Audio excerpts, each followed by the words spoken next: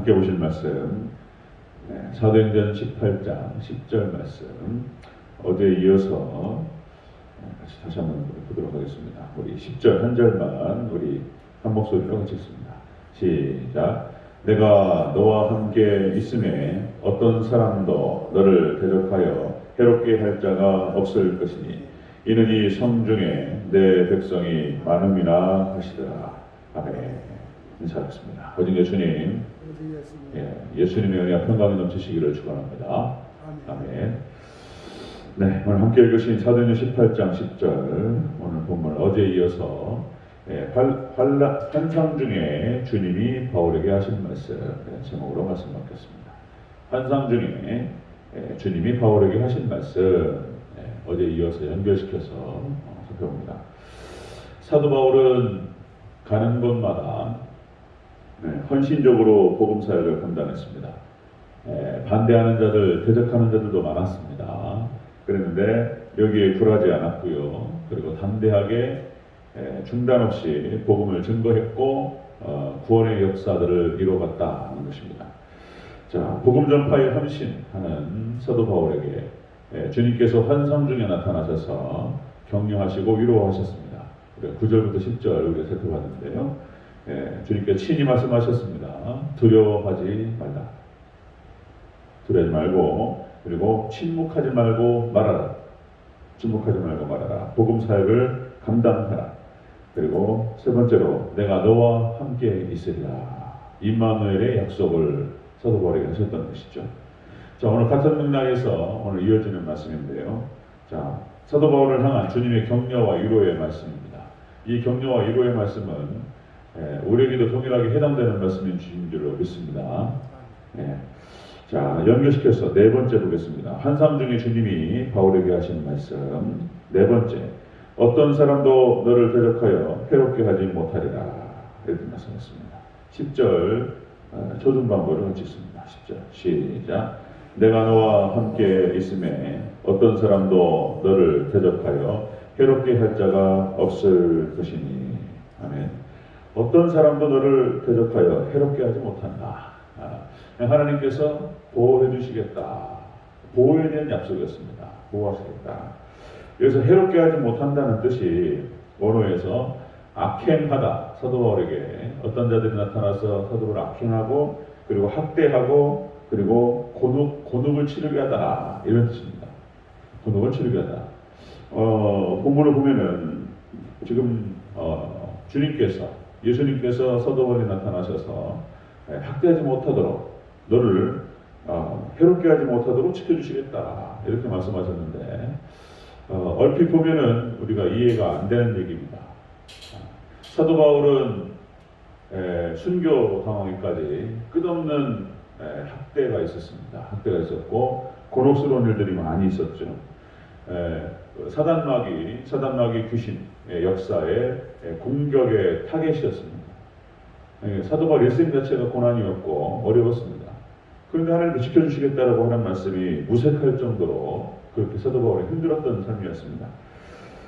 디모데후서 1장 12절 말씀에 보면 이 말씀 사도 바울의 증언을 통해서 한번 이해를 해볼 수 있습니다. 자, 이 뜻이 무엇이었는지. 자, 디모데후서 1장 12절 말씀이 이런 말씀이죠.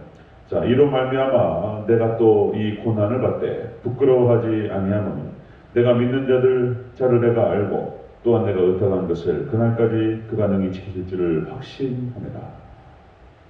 사도 바울은 지금 디모데후서에서 순교를 앞두고 있습니다. 참수당했죠. 인간적으로 말하고 세상적으로 말했을 때에는 어쩌면 실패한 인생이라고 말할 수 있습니다. 죽으라고 복음을 증거하고 교회를 위해서 힘썼는데 결국에는 인간적으로 생각했을 때 고생만 하고 그렇게 순교 당한 것이죠. 자, 그런데 지금 그 앞에서 사도 바울은 확신 가운데 넘치고 있습니다. 환란이 있었고 박해가 있었는데 사도 바울의 그 마음과 영혼은 그 어떤 때보다도 새롭고 확신으로 가득 차 있었다. 그러니까 여기서 보호해 주시고 함께 하시겠다라고 하는 말은 부분적으로 육신에도 해당되지만 역시 이제 그의 마음과 영혼을 지키시겠다라고 하는 그런 약속으로 우리가 이해해야 됩니다. 여러분들 역시 다시 말씀드리면 모든 생명의 근원이 마음에서부터 나온다라고 말씀하셨습니다. 그래서 하나님께서 우리의 마음을 지키시고 우리의 영혼을 지켜주셔야 될 줄로 믿습니다. 이게 중요하다는 거예요. 중요하다. 자, 여러분들 우리가 인생을 살면서 우리가 이제 복음과 함께 우리가 고난을 받습니다. 그래서 고난이라고 하는 것은 고난만 있는 것이 아니고 반드시 영광이 같이 있다 그랬죠. 이것이 이제 동전의 양면처럼 같이 붙어 있는 거예요. 노 크로스, 노 크라운 그러죠. 예, 그래서 고난이 없이는 영광이 없다 그렇습니다. 그런데 사도 바울이 뭐라고 표현하냐면, 자, 현재의 고난은 장차 받을 영광과 좋게 비교할 수가 없다. 앞으로 받게 될 그 영광스러움이라고 하는 것은 지금 현재 고난과 비교될 수 있는 것이 아니다. 자, 이렇게 고백하죠. 로마서 8장 18절 말씀에 이렇게 말합니다. 생각하건대 현재의 고난은 장차 우리에게 나타날 영광과 비교할 수 없도다. 38절부터 39절. 내가 확신하노니 사망이나 생명이나 천사들이나 권세들이나 현재일이나 장래일이나 능력이나 높음이나 깊음이나 다른 어떤 피조물이라도 우리 주 그리스도 예수 안에 있는 하나님의 사랑에서 끊을 수 없으리라. 우리가 이 땅을 살아가면서 고난을 받습니다. 예수님께서도 그렇게 말씀하셨어요. 너희가 환난을 당하나 담대하라. 내가 세상을 이기었노라 하시니라. 우리가 세상 살면서 육신을 입고 이 땅을 지내는 동안 환난이 있고 고난이 있을 수 있다. 그러니까 하나님께 지켜주신다고 하셨을 때에 모든 걸 다 지켜주시면 너무나 좋겠죠. 육신도 지켜주시고 우리의 삶 전체적으로도 그냥 무조건 해피엔딩이면 좋겠고, 인간적으로 볼 때나 세상적으로 볼 때나. 그런데 부분적이라는 거예요. 육신은 부분적으로 하나님 지켜주시고, 그러니까 해피엔딩도 많죠. 해피엔딩도 많습니다. 아브라함과 이삭과 야곱과 요셉과 하나님께 영광스럽게 하나님께 함께 하시고, 고난이 있었지만 나중에 보상을 받고 이 땅에서 막 비교할 수 없는 그런 어떤 영광을 받고, 이 땅에서도 그랬으면 너무나 좋을 텐데, 다윗도 마찬가지고 다니엘도 마찬가지고 이 땅에서 힘들었지만 역시 이 땅에서도 보상을 받고, 그러나 그렇지 못할 수도 있다는 것입니다. 그렇지 못할 수도 있다. 사도 바울은 그렇습니다. 앞으로 이제 우리가 사도행전 살펴가면서 말씀드리겠지만, 사도 바울은 참 영광스러운 그런 삶을 살았습니다. 그러니까 이제 세상적으로 보고 육신적으로 볼 때에는 그렇게 안 느껴질 수도 있어요. 그러나 사도 바울의 이런 삶을 통해서, 사역을 통해서 엄청나게 많은 영혼들이 구원을 받았습니다. 많은 영혼들을 구원했고, 그리고 많은 교회를 세웠고, 그의 일생 자체가 하나님 보시기에 너무나 아름다운 삶이었습니다. 그랬다는 것이죠. 그래서 사도 바울은 순교 앞에서 그렇게 영광스러워하면서 확신에 차 있었습니다. 빌립보서 4장 6절 7절 여러분들 잘 아시죠? 아무것도 염려하지 말고 모든 일에 기도와 간구로 너희 구할 것을 감사함으로 하나님께 하리라. 그리하면 모든 지각에 뛰어나신 하나님의 평강이 너희 마음과 생각을 지켜주시리라. 여러분들 이 땅을 지내면서 어려움이 있을 수 있고 환난이 있을 수 있습니다. 육신도 지켜주시고 일생 전체를 갖다가 해피엔딩으로 만드시면 너무 좋겠지만, 육신은 부분적일 수 있습니다. 그러나 우리가 확신하는 것은 우리가 주님만 의지하며 따라갈 때에 우리 마음과 우리 영혼을 하나님께 지켜주실 줄로 믿습니다. 그렇게 환난 중에 주님께서 바울에게 그렇게 격려하시고 말씀하셨습니다. 너를 보호해 주리라. 하나님께서 그 약속을 지키셨고, 사도 바울은 영광 가운데 하나님을 만나게 될 줄로 믿습니다. 그렇습니다. 환난 중에 주님이 바울에게 하신 말씀, 마지막 5번째 한번 보겠습니다. 5번째. 이 성 중에 내 백성이 많다. 이렇게 말씀하셨습니다. 자, 10절 다시 한번 전체적으로 읽겠습니다. 시작.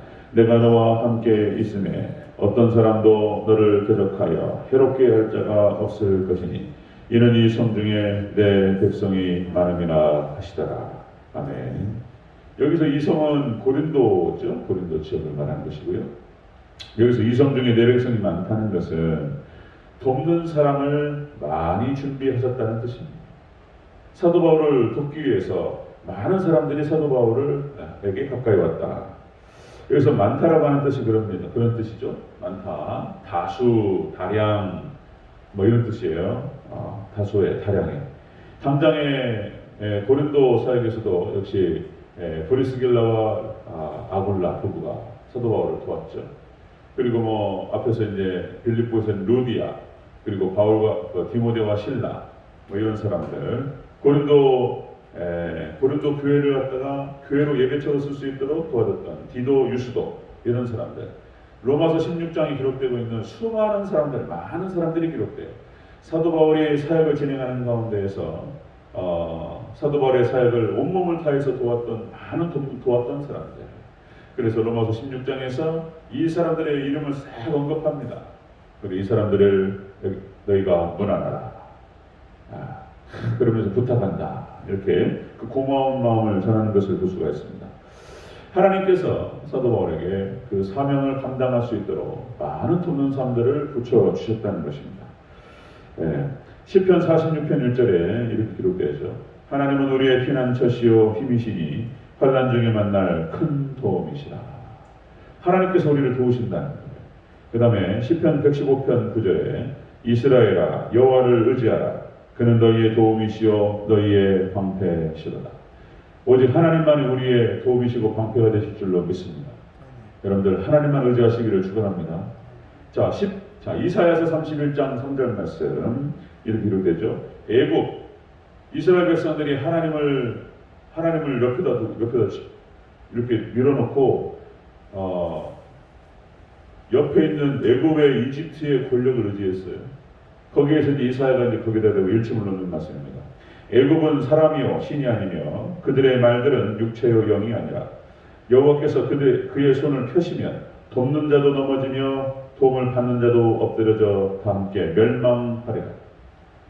육신을 의지하지 말고 다른 것 의지하지 말라. 그렇게 하나님께서 이사야를 통해서 하신 말씀입니다. 여러분들 오직 하나님만이 우리의 도움 되시고 하나님만을 더욱더 가까이 두시면서 의지하시기를 축원합니다. 하나님 의지해야 됩니다. 하나님 도와주셔야 됩니다. 그래서 하나님의 사람들은 그런 거예요. 하나님 백성들, 믿음의 사람들, 하나님의 사람들은 철저하게 더 하나님만 의지해야 된다. 그래서 하나님께 우리가 의탁하고 우리의 인생과 우리의 목숨과 우리의 운명을 모든 것을 하나님께 내어맡기고 하나님께 나아갈 때 하나님께서 우리를 도우시고 함께 하실 줄로 믿습니다.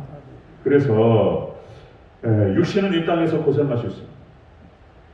때에 따라서는 하나님께서 많은 경우에 훨씬 더 많은 경우로 육신도 이 땅에서 보상을 주시는 경우가 대부분이에요. 때에 따라서는 순교를 허락하시는 분도 있지만 육신도 보상하신다. 이 땅에서 우리가 육신은 고생할 수 있습니다. 그러나 절대로 우리가 부끄럽게 되거나 그리고 비참하게 되지는 않을 줄로 믿습니다. 하나님만 의지하고 하나님만 따라갔던 사람들은 항상 그렇게 기쁨과 찬양과 감사가 넘치면서 영광스럽게 됐다는 거예요.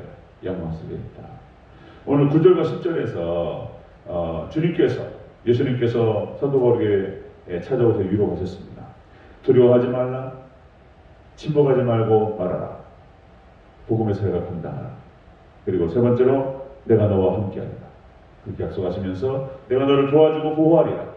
그리고 너를 돕는 자들을 많이 두셨다. 이렇게 말씀하셨습니다. 그래서 우리가 주님께서 우리에게 부여하신 삶, 우리에게 부여하신 직분과 사명을 감당해 나갈 때 하나님께서 우리를 위로하시고 축복하시고 영광스럽게 하실 줄로 믿습니다. 받아들이시.